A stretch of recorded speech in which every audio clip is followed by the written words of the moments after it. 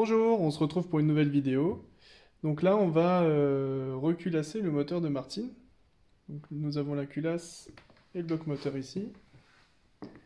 Tout a été remonté, on a changé les segments des pistons.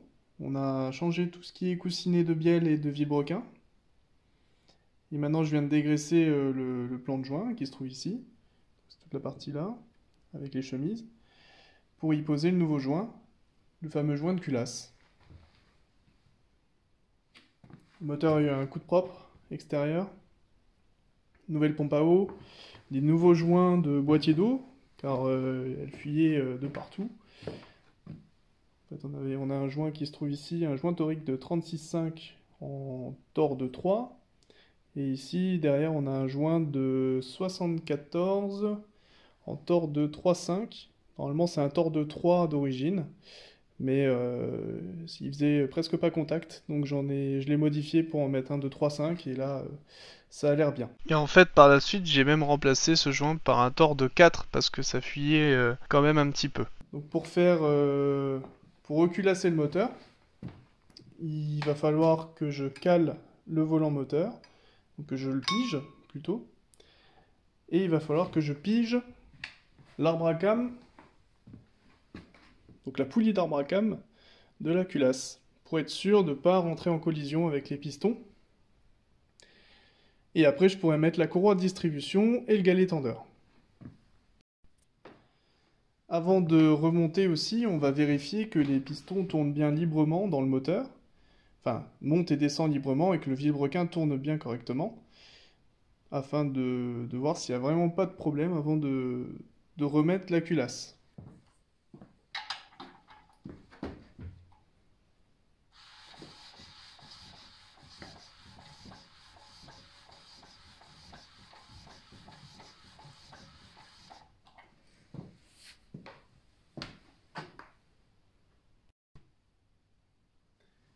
Donc là, je vais piger le moteur,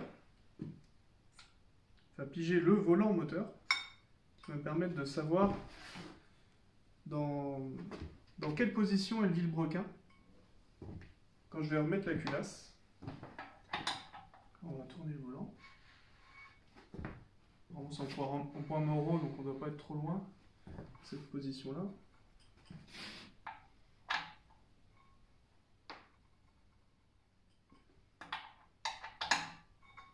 Ah, on l'a entendu.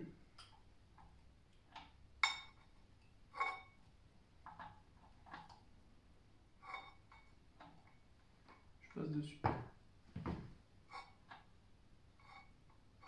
Voilà. Voilà, donc j'ai pigé le volant moteur. Et maintenant, je vais piger ici la poulie d'arbre à cam.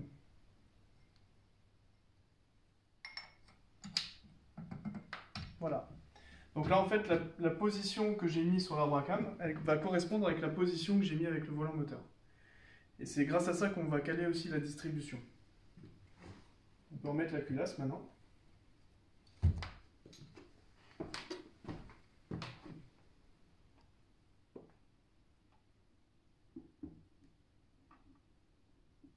Alors là, je vais chercher les centreurs.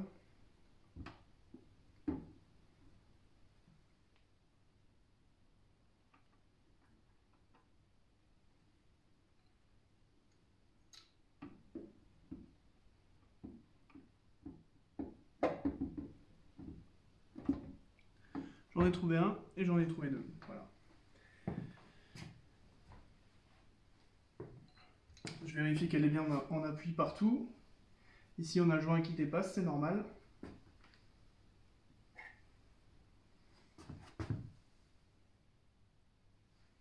Ici, on est bien à fleur. Oui. La culasse est en appui partout, donc c'est bon. On est toujours bien pigé. Maintenant, on va remettre la rampe de culbuteur.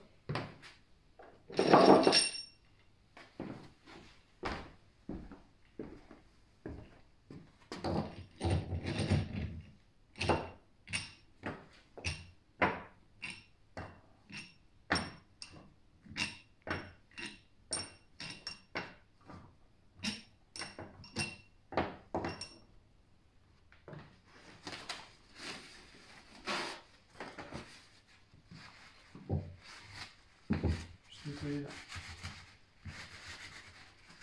La surface.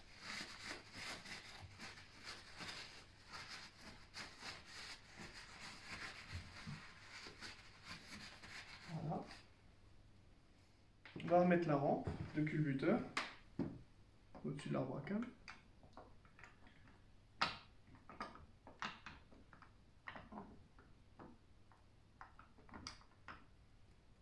Là, il y a des centreurs, hein, donc c'est ça que j'essaye de mettre.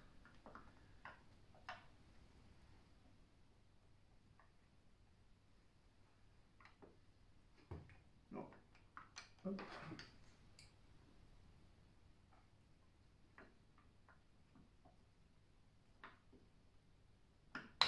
Voilà, j'en ai trouvé un.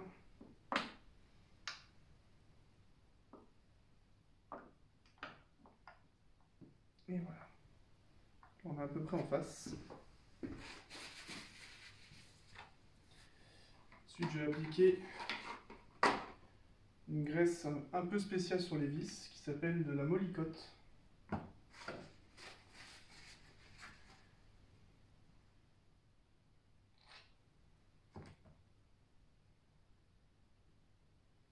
C'est une graisse qui va laisser la vis faire son serrage correctement sans gripper en fait dans le puits.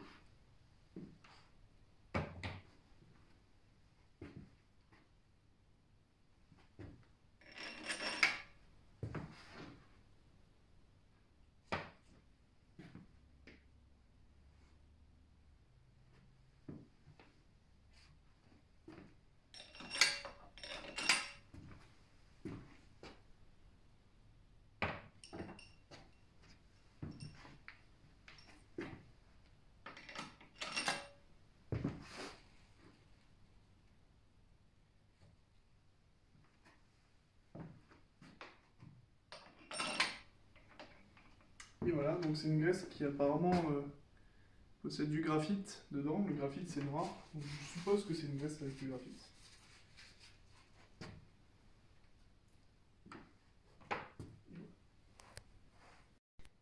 Ensuite, pour le serrage des vis, je vais d'abord les mettre tous au contact. Ensuite, je vais faire une passe à 20 Nm dans le sens qui est indiqué sur la RTA. Et en deuxième phase, on met 240 degrés d'angle à la vis. Ce qui est bon aussi à savoir, c'est que sur le moteur qu'on a, donc le TU3, les vis de culasse sont réutilisables à condition qu'elles respectent une mesure donc de 175 mm plus ou moins 1 ou 2 mm, je ne me rappelle plus, en dessous de la tête de vis. Donc moi j'ai contrôlé mes vis, elles sont encore bonnes, donc je les réutilise. Voilà, l'ordre de serrage c'est celui-ci. Donc là, ici c'est l'admission avec le carburateur, et ici c'est l'échappement. Voilà, j'ai serré à 20 Nm suivant l'ordre de serrage. Maintenant je vais faire la passe à 240 degrés. Et on se retrouve pour la prochaine fois pour mettre la courroie de distribution. À bientôt!